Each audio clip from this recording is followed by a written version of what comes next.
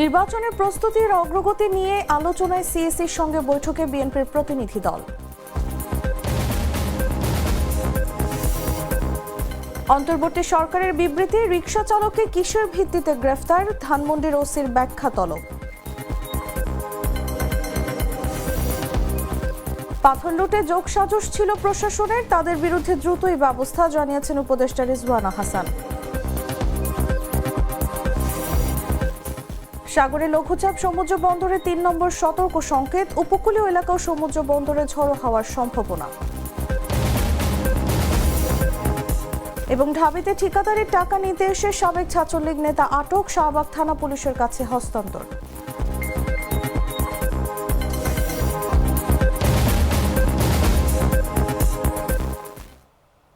এতক্ষণ শুনছিলেন সংবাদ শিরোনাম। দর্শক, আমন্ত্রণ সন্ধ্যা ৭টা নিউজে, সাথে আছি আমি তাসলিমা তিথি। চকলেটে একাকার হয়ে ওঠা প্রাণ লেয়ার সম্পর্কের মিষ্টি ম্যাজিক।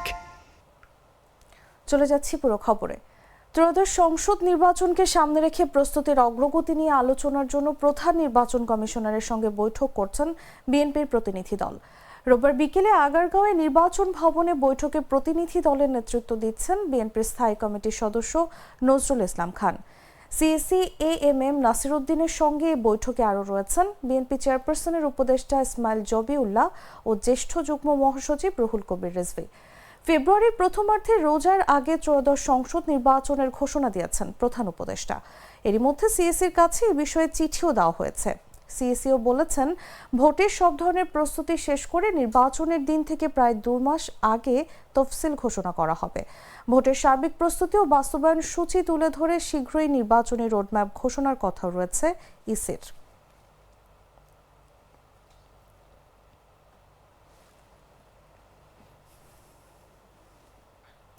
15 আগস্টে ধানমন্ডি 32 নম্বরে ফুল হাতে বঙ্গবন্ধুর প্রতি শ্রদ্ধা জানাতে গিয়ে গণপিটুনির শিকার হওয়া রিকশা চালক আজিজুর রহমানকে কিসের ভিত্তিতে সন্দেহভাজন হিসেবে একটি মামলায় গ্রেফতার করা হয়েছে সে বিষয়ে ব্যাখ্যা তলব করে বিবৃতি দিয়েছে অন্তর্বর্তী সরকার। আজিজুরের গ্রেফতারের বিষয়ে ধানমন্ডি থানার ভারপ্রাপ্ত কর্মকর্তার কাছে ব্যাখ্যা চেয়েছে সরকার। একই সঙ্গে ওই পুলিশ কর্মকর্তার সাম্প্রতিক কর্মকাণ্ড ও বক্তব্যে কোনো অসঙ্গতি রয়েছে কিনা তা খতিয়ে দেখতে ঢাকা মহানগর পুলিশকে নির্দেশনা দেওয়া হয়েছে। গত 2রা এপ্রিলের দায়ের করা হত্যা চেষ্টা মামলায় আজিজুরের সম্পৃক্ততার বিষয়ে তদন্ত সম্পন্ন করার ক্ষেত্রে সম্প্রতি সংশোধিত সিআরপিসি 173-এর এ ধারা মোতাবেক অতি সত্বর প্রতিবেদন দাখিলেরও নির্দেশ দেওয়া হয়েছে। রোববার প্রধান উপদেষ্টার সিনিয়র সহকারী প্রেস সচিব ফয়েজ আহমেদ অন্তর্বর্তী সরকারের বিবৃতির বরাত দিয়ে এসব তথ্য জানিয়েছেন।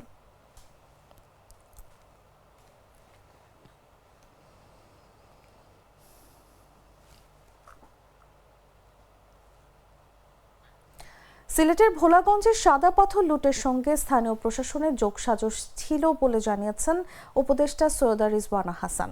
স্থানীয় প্রশাসনের বিরুদ্ধে দ্রুত ব্যবস্থা নেওয়ার কথাও জানিয়েছেন তিনি। রোববার সচিবালয়ে সাংবাদিকদের সঙ্গে আলাপকালে উপদেষ্টা এই কথা জানান। রিজওয়ানা হাসান পরিবেশ, বন ও জলবায়ু পরিবর্তন মন্ত্রণালয় এবং পানি সম্পদ মন্ত্রণালয়ের উপদেষ্টার দায়িত্বে রয়েছেন। আপনারা দায়িত্বে থাকা অবস্থায় পাথর লুট হয়ে গেল এ বিষয়ে দৃষ্টি আকর্ষণ করলে উপদেষ্টা বলেন, আপনাকে এটা বুঝতে হবে উপদেষ্টারা কোন পর্যন্ত যেতে পারেন। একটা সভায় কোন বক্তব্যগুলো যাবে আমরা সেই পর্যন্ত কথা বলতে পারি, কিন্তু কোন প্লেট গ্লাসে খাওয়া দেবে আমরা সেই কথাটা বলি না। এটা আমাদের বলার কথা নয়, মাইক্রো ম্যানেজমেন্ট আমাদের করার কথা নয়।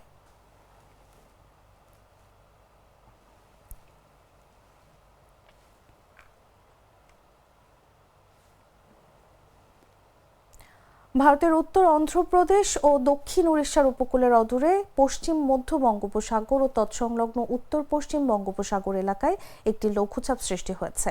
এর প্রভাবে দেশের সব সমুদ্র বন্দরে 3 নম্বর সতর্ক সংকেত দেখাতে বলেছে আবহাওয়া অফিস। রোববার আবহাওয়া অফিসের এক সতর্ক বার্তায় এসব তথ্য জানানো হয়েছে। এতে বলা হয়েছে, এই লঘুচাপটি উত্তর পশ্চিম দিকে অগ্রসর হয়ে আবারও ঘনীভূত হতে পারে। এর প্রভাবে উত্তর বঙ্গোপসাগর এলাকায় বায়ুচাপের তারতম্যের আধিক্য বিরাজ করছে। উত্তর বঙ্গোপসাগর, বাংলাদেশের উপকূলীয় এলাকা ও সমুদ্র বন্দর সমূহের উপর দিয়ে দমকা বা ঝোড়ো হাওয়া বয়ে যেতে পারে। চট্টগ্রাম, কক্সবাজার, মোংলা ও পায়রা সমুদ্র বন্দর সমূহকে 3 নম্বর স্থানীয় সতর্ক সংকেত দেখাতে বলা হয়েছে। উত্তর বঙ্গোপসাগরে অবস্থানরত মাছ ধরার নৌকা ও ট্রলারসমূহকে পরবর্তী নির্দেশ না দেওয়া পর্যন্ত উপকূলের কাছাকাছি এসে সাবধানে চলাচল করতে বলা হয়েছে।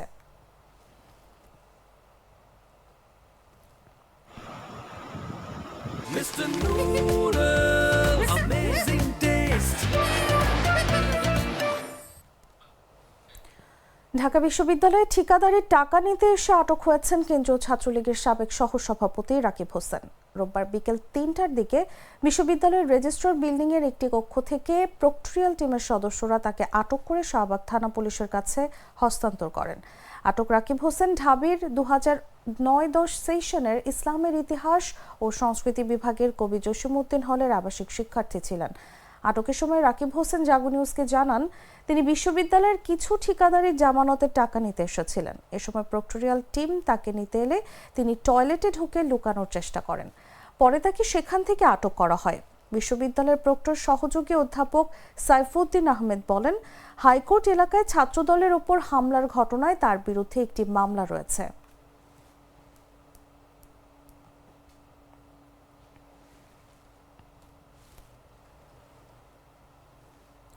ঢাকা বিশ্ববিদ্যালয়ে দীর্ঘ প্রতীক্ষার অবসান ঘটিয়ে আবারও অনুষ্ঠিত হতে যাচ্ছে ডাকসু নির্বাচন। ভোটকে ঘিরে ক্যাম্পাসে শিক্ষার্থীদের মধ্যে বইছে উচ্ছ্বাসের হাওয়া।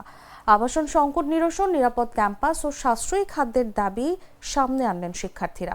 তবে রাজনৈতিক প্রভাবের আশঙ্কাও ভর করছে শিক্ষার্থীদের একাংশের মনে। সিফাত আল ফাহিমের ধারাবাহিকের রিপোর্টের প্রথম পর্ব আজ। দীর্ঘ প্রতীক্ষার পর আবারও ভোটের উচ্ছ্বাসে মুখর ঢাকা বিশ্ববিদ্যালয়। আসন্ন ডাকসু নির্বাচনকে ঘিরে শিক্ষার্থীদের মাঝে জেগেছে নানা প্রত্যাশা। শিক্ষার্থীদের মধ্যে ডাকসু নিয়ে একটি উৎফুল্লতা বা একটি আশা জাগানিয়ে একটা ব্যাপার কাজ করতেছে, যেটা দেখছি। অবশ্যই আশা করছি আমরা যে একটা সুষ্ঠু নির্বাচন। এবারের ডাকসু নিয়ে যদি বলি, মোটামুটি এবারের প্রত্যাশাটা একটু বেশি।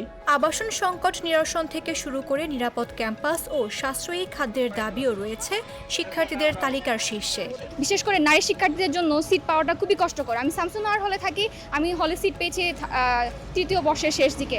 এখন দেখেন এই যে শিক্ষার্থীরা, বাকি 3 বছর আমি কোথায় ছিলাম? আমার তো এটা তো বিশ্ববিদ্যালয়ের রেসপন্সিবিলিটি, আমি তাদের স্টুডেন্ট, তারা আমাকে আবাসন দিতে পারছে না। তো এটা নিয়ে কথা বলা দরকার। ডাকসুর আগমনী মূলত এই উদ্দেশ্যে যে ছাত্ররা যে অধিকারগুলো থেকে বঞ্চিত হচ্ছে, আর সেই অধিকারগুলো যাতে তারা তাদের ছাত্রনেতাদের মাধ্যমে ফিরে পায়। প্রথমত সবচেয়ে বড় সমস্যা যেটা হলো আবাসন সংকট নিয়ে অবশ্যই কাজ করতে হবে। আর সবচেয়ে বড় একটা বিষয় হলো ক্যাম্পাসের নিরাপত্তার ব্যবস্থা। সেই বিষয়ে আশা করি যথাযোগ্য কাজ করা উচিত। অন্যদিকে এবারের আসন্ন ডাকসু নির্বাচনকে ঘিরে বিশ্ববিদ্যালয়ের নানাবিধ সমস্যার সমাধান হবে বলে আশা করছেন অনেক শিক্ষার্থী। আমরা যেহেতু এখনও আন্ডার গ্রাজুয়েট স্টুডেন্ট, আমরা ইতিপূর্বে ডাকসু পাই নাই। তো ডাকসুর প্রতি আমাদের প্রত্যাশা এমনই যে ঢাকা বিশ্ববিদ্যালয়ের ছাত্ররা বিভিন্ন অধিকার, বিভিন্ন বিষয় নিয়ে বিভিন্ন সমস্যায় থাকে, বিভিন্ন ইস্যু আছে তাদের ছাত্র জীবনে। তো এই বিষয়গুলো যাতে তারা তাদের অধিকার বা বিভিন্ন বিষয়গুলো তারা যাতে ভালোভাবে ফেস করতে পারে বা অধিকারগুলো যাতে ফিরে পায়, এই জন্যই ডাকসুর প্রয়োজনীয়তা। ডাকসুর নেতৃত্বে যারা আসবেন তাদের কাছে প্রত্যাশা এটাই হবে যে ওনারা যাতে শিক্ষার্থীদের ম্যান্ডেট নিয়ে, অথবা শিক্ষার্থীরা যেই ম্যান্ডেটের উপরে ওনাকে এনেছেন, ওনাকে নেতৃত্বে বসিয়েছেন অথবা ওনাকে প্রতিনিধিত্ব বানিয়েছেন, সেই বিষয়গুলো আগে উত্তরণ করা, সেই সমস্যাগুলো আগে সলভ করা। তবে বিশ্ববিদ্যালয় হল কিংবা একাডেমিক কার্যক্রমে ডাকসুর রাজনৈতিক প্রভাব নিয়ে শঙ্কাও করছেন কেউ কেউ। একটা সবার মধ্যে একটা টেন্ডেন্সি, আই হেট পলিটিক্স, অর্থাৎ দেখা যায় লেজুর ভিত্তিক যে রাজনৈতিক কর্মকাণ্ড, সেটা আসলে শিক্ষার্থীরা চায় না। যারা হয়তো পপুলিস্ট রাজনীতি করে তারা হয়তো মনে করছে যে তারাই জিতবে বা এরকম, কিন্তু আমার কাছে মনে হয় যে এটা আসলে দেখার বিষয় না যে আপনি কোন রাজনীতি করছেন। দেখার বিষয় হচ্ছে আপনি আসলে শিক্ষার্থীদেরকে প্রতিনিধিত্ব করতে পারছেন কিনা। এবারে যারা ডাকসুতে নির্বাচন করবে তাদের ইস্তেহার এমন হওয়া উচিত যে তারা শিক্ষার্থী বান্ধব কাজ করবে এবং বিশ্ববিদ্যালয়ের সবকিছু ডিসিশনে তারা একটু তাদের কথাবার্তাগুলো আর কি সুন্দর মতো তুলে আনবে। দীর্ঘদিনের প্রত্যাশা, শঙ্কা আর পরিবর্তনের আশা সব মিলিয়ে ডাকসু নির্বাচন ঘিরে জাঁকজমকপূর্ণ পরিবেশ সৃষ্টি হয়েছে ঢাকা বিশ্ববিদ্যালয়ে। শিক্ষার্থীদের প্রত্যাশা, দলমত নির্বিশেষে সাধারণ শিক্ষার্থীদের সমস্যা সমাধানে কাজ করবে ডাকসুর আগামীর নেতৃত্ব। জাগো নিউজ, ঢাকা। গ্লিটারের টুইন লেমন ও অ্যান্টিব্যাকটেরিয়াল ফর্মুলা বাসনকে চকচকে জীবাণুমুক্ত করে আমাদের দেয় গ্লিটার গ্যারান্টি। জানাবো আন্তর্জাতিক সংবাদ।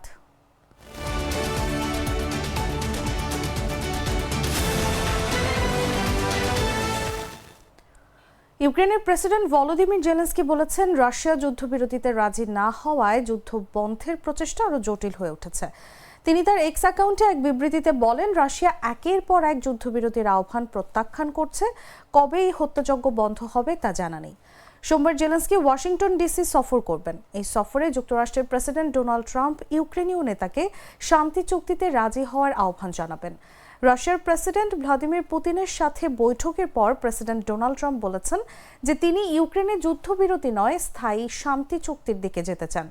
পুতিন ট্রাম্প বৈঠকের পর জেলেনস্কিকে ফোন করে প্রকৃত স্থায়ী শান্তি চুক্তি করার আহ্বান জানিয়ে ডোনাল্ড ট্রাম্প বলেন, আগুন থামাতে হবে, হত্যাযজ্ঞ বন্ধ করতে হবে।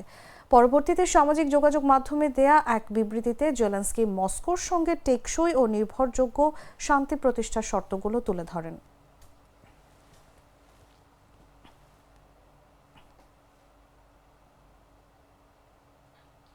সংবাদ শেষ করার আগে শিরোনামগুলো জানিয়ে দিচ্ছি আরও একবার। নির্বাচনের প্রস্তুতির অগ্রগতি নিয়ে আলোচনায় সিএসির সঙ্গে বৈঠকে বিএনপির প্রতিনিধি দল।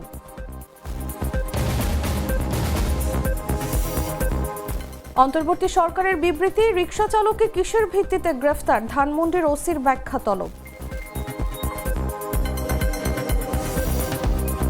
পাথর লুটে যোগসাজশ ছিল প্রশাসনের, তাদের বিরুদ্ধে দ্রুতই ব্যবস্থা, জানিয়েছেন উপদেষ্টা রিজওয়ানা হাসান। সাগরে লঘুচাপ, সমুদ্র বন্দরে ৩ নম্বর সতর্ক সংকেত, উপকূলীয় এলাকা ও সমুদ্র বন্দরে ঝোড়ো হওয়ার সম্ভাবনা। এবং ঢাবিতে ঠিকাদারি টাকা নিতে এসে সাবেক ছাত্রলীগ নেতা আটক, শাহবাগ থানা পুলিশের কাছে হস্তান্তর।